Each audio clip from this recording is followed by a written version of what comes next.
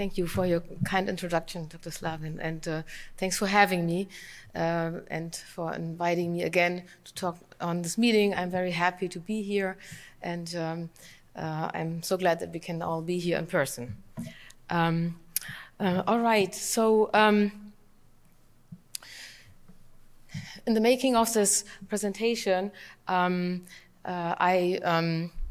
had a lot of thoughts, and certainly as a doctor that dives very deep into the tethered cord syndrome, over the years, you gain some trust in believing that triad of the symptom in the realm of bladder dysfunction, some problems with leg and extremity alignment, scoliosis, and problems with neurological symptoms in the lower legs.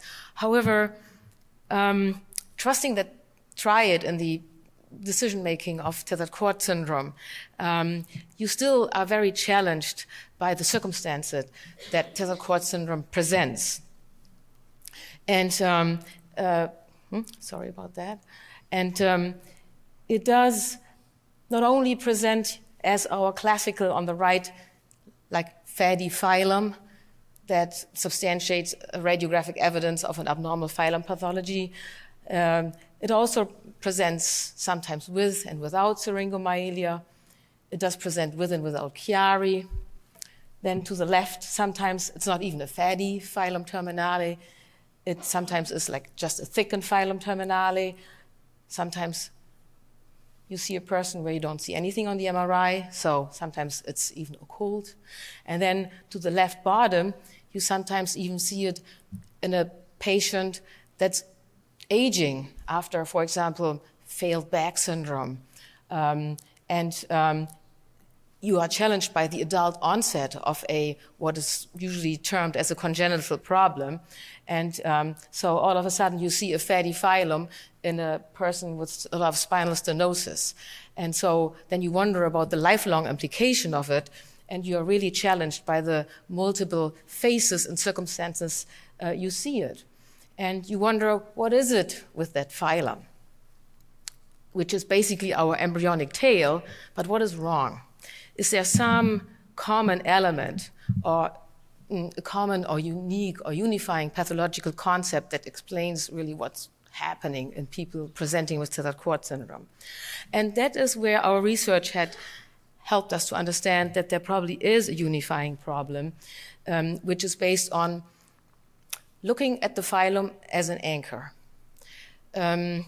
Certainly no one would argue, and that's how the phylum terminale, as I said, our embryonic tail or embryonic spinal cord reminiscent, is described in the textbook as an anchor that connects the spinal cord to the tailbone. But we never really question, well, okay, an anchor, is it active? Is it passive? And how does it play into the body mechanics and systems? And we always forget two things. We forget there are much more anchors in our spine and our spinal cord. So basically, our entire spinal cord is elastically suspended or anchored in our spinal canal based by the nerves, the arachnoid, the dentate ligaments. So we have a lot of ligaments in and out of the spine that are anchoring our spinal cord. And then let's not forget about the cerebrospinal fluid, which is probably like the dampening liquid that lets our spinal cord to float free in the spinal canal. And so all of these ligaments and the spinal fluid as a dampening element provides protection of our spinal cord to kinetic impact and kinetic forces.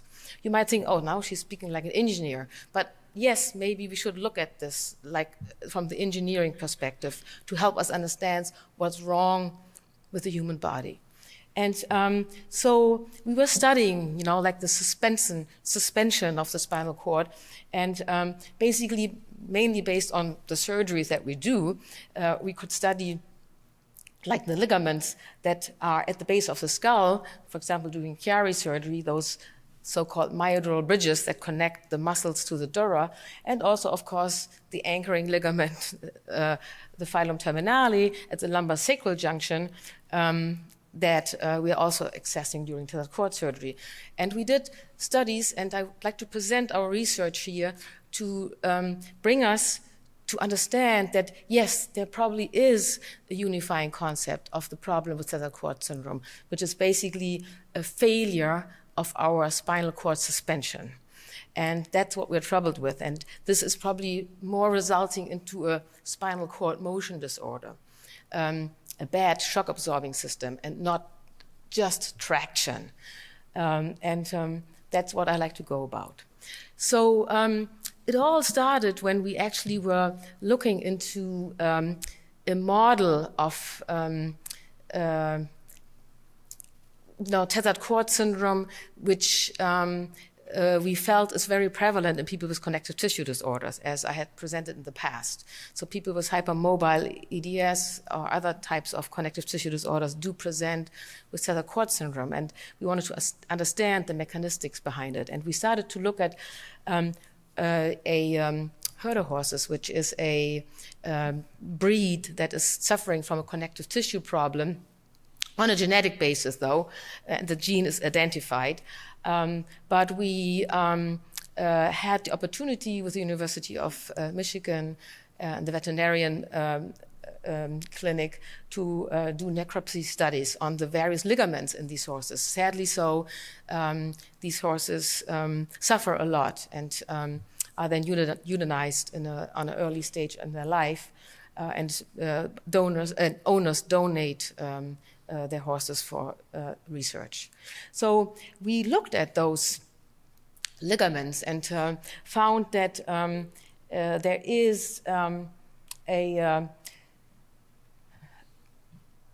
abnormal motion that we saw based at the base of the skull in these horses by laxity of those myodural ligaments that supposed to tent up the dura.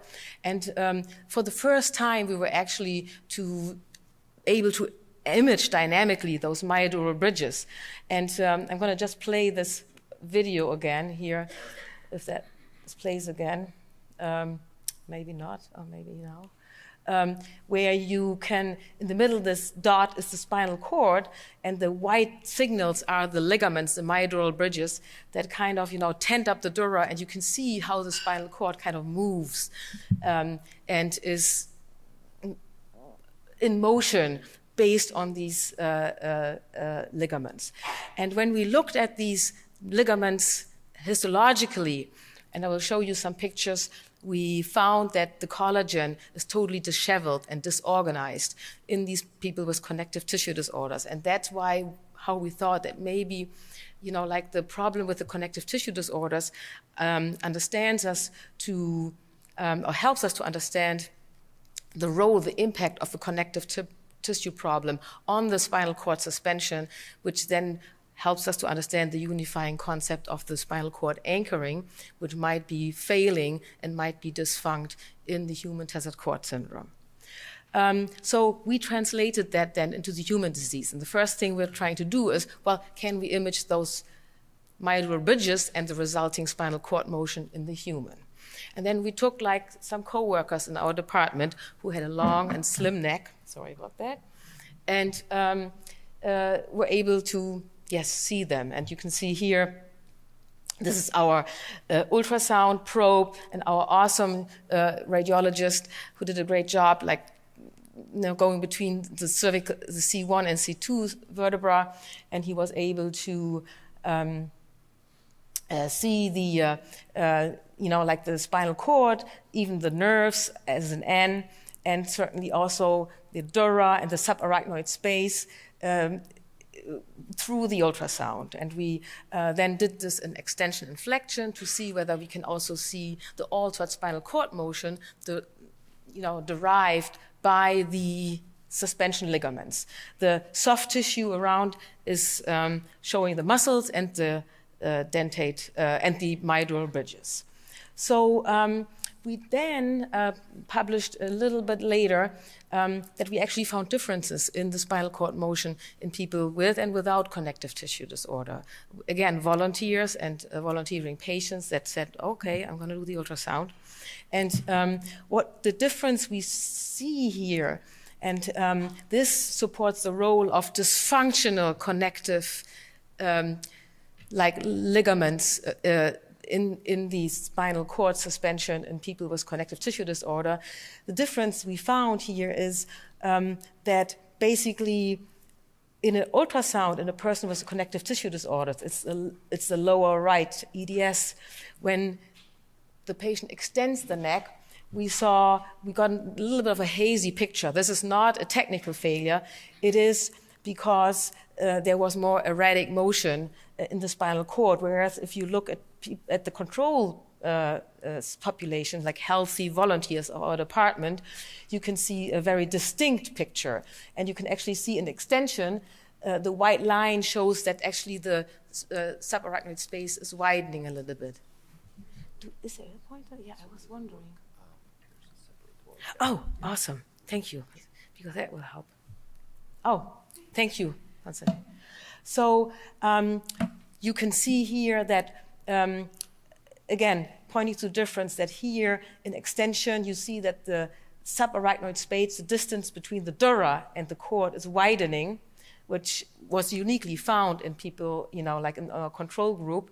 And then in people with connective tissue disorder, you can see here it kind of narrows a little bit. And you can see here the signal of the cord with the nerves here seems to be very hazy. And that is uniquely seen, and it suggests indirectly that the suspension or the motion control that is derived through the extradural ligaments is dysfunct in people with connective tissue disorder.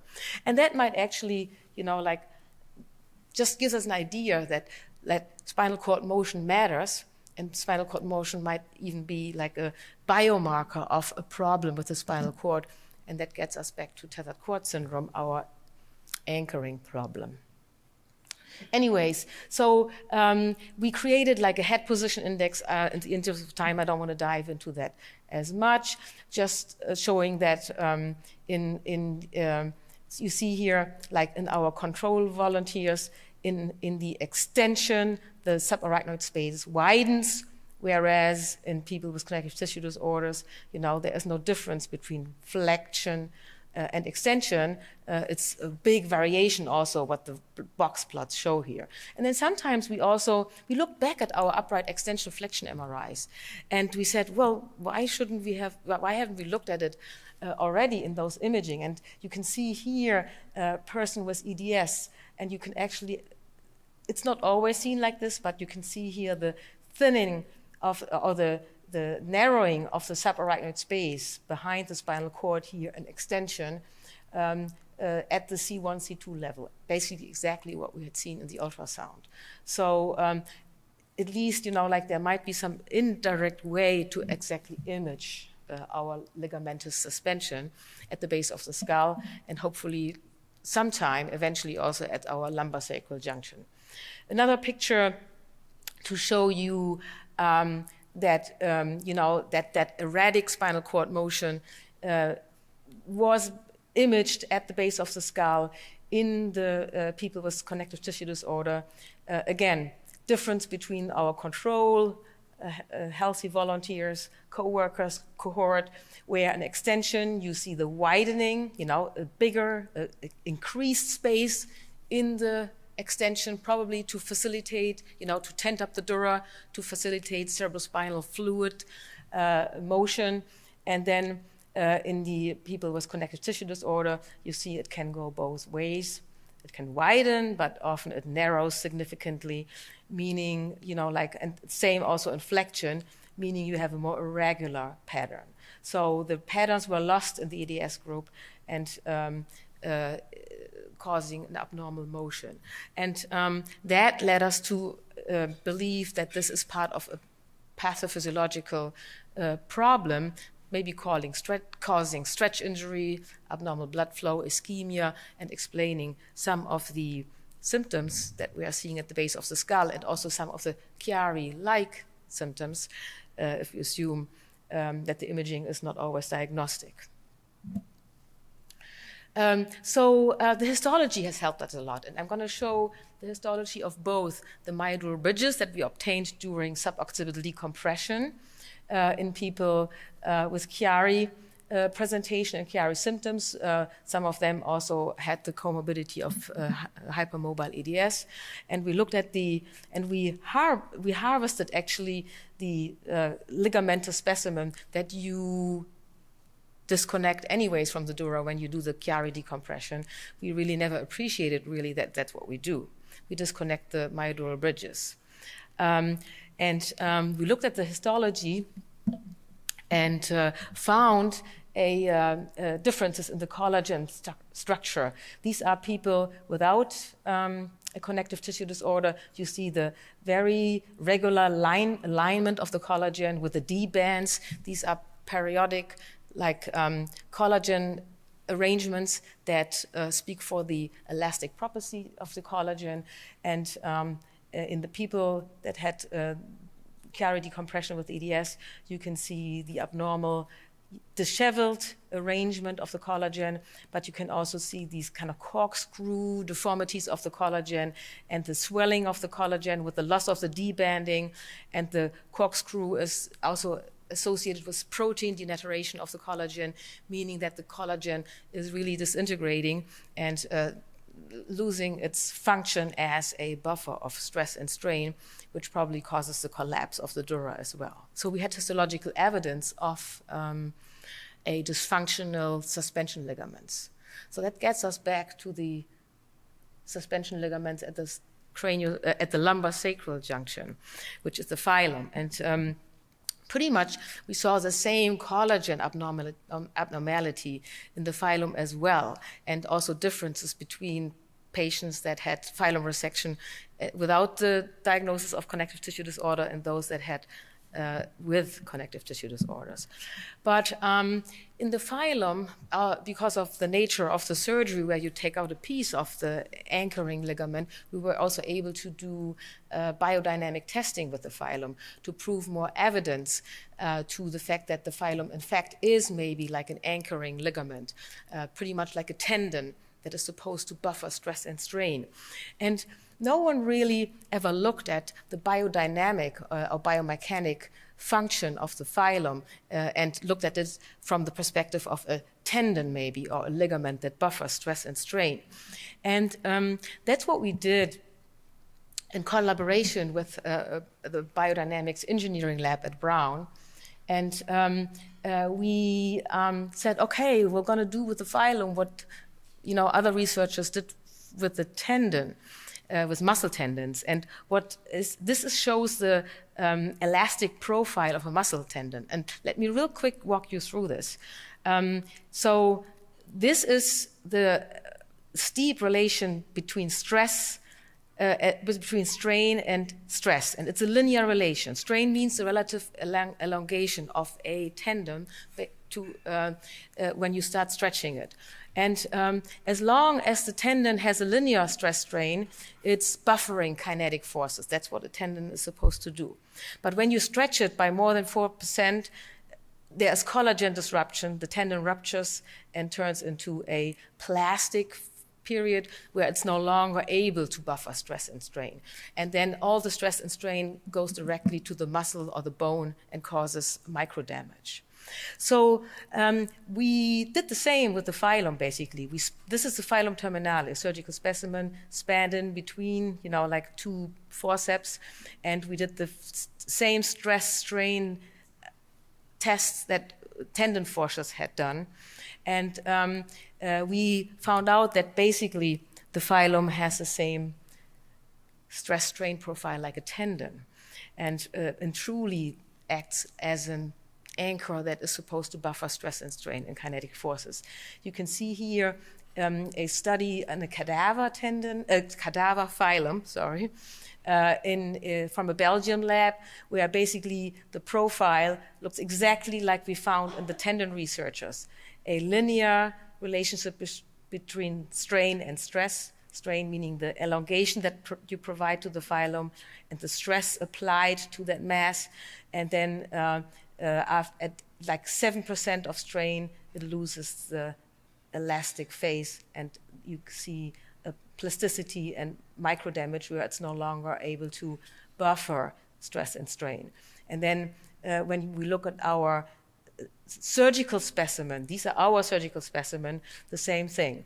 You have an elastic phase, a linear phase, and then you see the associated with probably structural damage of the collagen, the plastic phase, where the phylum loses the capacity of buffering and absorbing stress and strains. And you see in people with connective tissue disorders, the breakdown of the linear phase is sooner, and there's more stress on the phylum at earlier, like elongations than the patients with tethered cord. So basically, what we say with this, the phylum in a person with connective tissue disorder is no longer able to buffer any stress and strain, and all the shocks go directly to the spinal cord. So our biomechanical findings truly show that the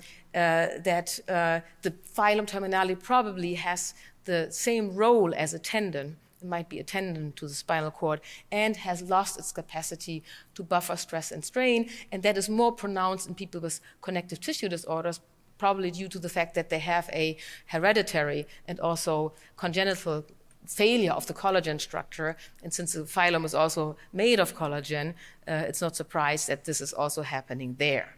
So basically, a phylum functions as a tendon, and if it's a diseased phylum, it fails to dampen stretch-related forces that can protect the conus medullaris, but also the entire spinal cord. Very technical, but again, in a few slides, when I come to bringing this into an overarching clinical implication, it probably helps us to understand why these people present with such a myriad of symptoms that are still yet to be understood, because if we are thinking of it as a concept of failure of spinal cord suspension, then we can connect the bottom of our spine to the top of the spine, and it can also explain some of the craniocervical problems that people with tethered cord syndrome describe.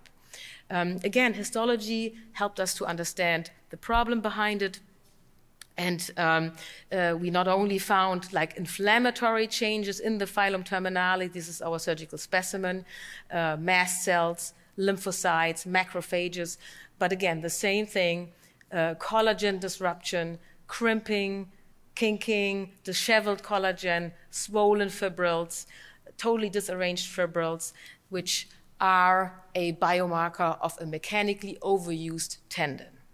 And so basically, over our lifespan, we mechanically overuse our phylum, and that might also probably explain some of our late onset or adult onset problems with the tethered cord syndrome. So here comes the lifelong implications. And we also found calcifications in the phylum, which also is a hallmark of a tendon problem, a tendinopathy. This is a calcified portion in a microsurgical resected phylum terminale in patients with tethered cord.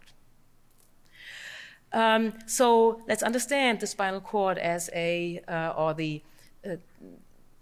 spinal cord spine system as a spring mass damper system.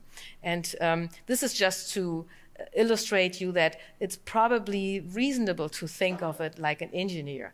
The spinal cord is elastically suspended, and the mass is the spinal cord, the elastic suspension is our ligaments, one of it is the phylum, and certainly, our spinal fluid is a dampening system that alters, like the movement and the motion of the mass. If we look at this that way, we probably can bring all these pathologies that are derived by an abnormal structured phylum to a failure of our spinal cord dampening system. And that will probably also help us to understand that any anchoring of our spinal cord, not only the phylum terminale, but also an arachnoid web or arachnoid adhesions that change and alter the spinal cord motion, are devastating and hazardous, and makes it more understandable to watch like how to approach and diagnose these people. If we have a, abnormal shock absorber and someone not dampening our kinetic forces, we are going to have a bumpy ride like that car here from the 80s. So that is what we're dealing with, and that certainly can cause neuronal stretch and pain. And that can be regardless of the length of the phylum, the level of the conus. It can be explaining why tethered cord presents in so many different phases, with so many different phases and with so many different circumstances, or in so many different circumstances. And there really is, and the surgical results and also the surgical presentation, or the presentation, the symptomatological presentation, is not so much different between people that present with a low-lying conus and an occult tethered cord. So this is a plot showing like people with occult versus non-occult tethered cord. Blue is non-occult, orange is occult tethered cord, like nothing in the MRI, but we believe the syndrome. And the neurological symptoms and signs are pretty equal in the columns here. And then when you look at the surgical results, same thing. See here, these are the blue is the bowel and bladder symptoms, brown is urinary symptoms, yellow is neurological symptoms and signs. And you see significant improvement at the 3 months or change or 1 month mark in all the symptoms, both in the occult population and also in the classical tethered cord with fatty phylum and a low-lying conus. So there's something wrong with the biomechanical profile of the phylum, which is not really dependent on its level, on its thickness, and it's probably escaping the imaging more than we think. In my last 3 minutes, I want to just bring one more issue, if I may, to also help us to understand that the phylum probably also has a problem with some of the vestigial neuronal elements that it's associated with. We often wonder about these nerves that penetrate the phylum during surgeries that we do. This is a ganglion cell attached to the phylum. Here's a nerve that is attached to the phylum. And Gadam was the one who was wondering whether these have some functional implications. And here I want to make a connection to pain, because we just published this yesterday at What Made Online in Neurosurgery, that we found pain receptors ultrastructurally in the phylum terminale and mechanoreceptors, making it even more likely that the phylum is probably like a sensor that sensors mechanical stress and forces to our spine, which again makes the connection to its biodynamic role in masterminding the movements of our spinal cord within the spinal column.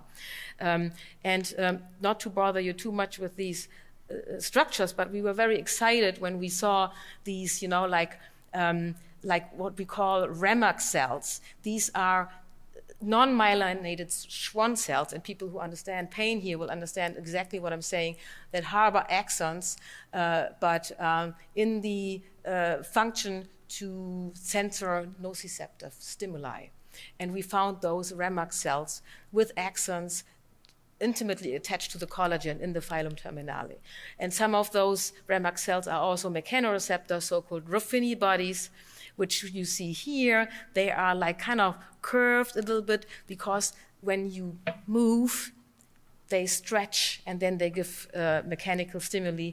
And we found those in the phylum, which made us believe that probably, there are not only nociceptor, but also mechanoreceptors in the phylum that provide a functional role. But if you have a diseased phylum, then that doesn't go well. And we also recorded, basically, when we stimulated the phylum during surgery, we recorded not only like leg function, we also recorded signals that the phylum might give to the paraspinous muscles above and below our approach to the phylum.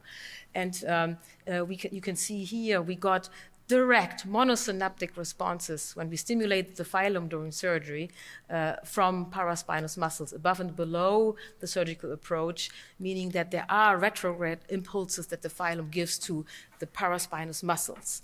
So probably the phylum really is an integral part of all the neuronal networks that are connecting the other ligaments, the facet ligaments, the spinous process interlaminar ligaments in the spine. And probably the phylum has a role in the proprioceptive management of our spine alignment and is not only a mechanoreceptor but also a nociceptive trigger. And that might explain why our phylum hurts. People often describe my back is in pain.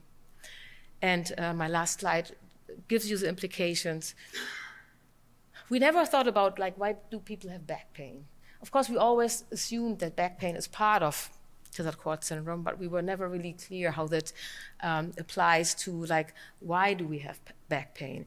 And probably the phylum is a mechanosensor and nociceptor, and if the phylum is diseased, it causes back pain. And people often cannot describe it. They don't know how to describe the pain. And I want to show this as my last slide, this kind of, like really awesome drawing of a patient that was waiting for the surgery in our hospital. And then residents were getting to the patient, consenting her, and were asking her about her symptoms. And he said, I don't even know how to describe my symptoms, but give Dr. Klinge this drawing. And she draw that picture, and she really draw her spinal cord like almost like a spiral, and was pointing to the various aspects of her pain, a vibrating pain, torn ligaments she felt, hurting with every step, and also a piercing pain that not only caused shooting and stabbing, but also vibrations in her entire spine, and also like an extreme deep pain that is hard to describe. So maybe if we look at this from the spinal cord motion problem, not only is it also relevant to our other diseases, that inelastic suspension, to Chiari and Syringomyelia, it also supports the little radiographic evidence that we have to this. And also it explains the spectrum of symptoms that we still have to tackle and that are sometimes unheard of. Thank you for your attention, and happy to discuss more. Sorry for a busy talk.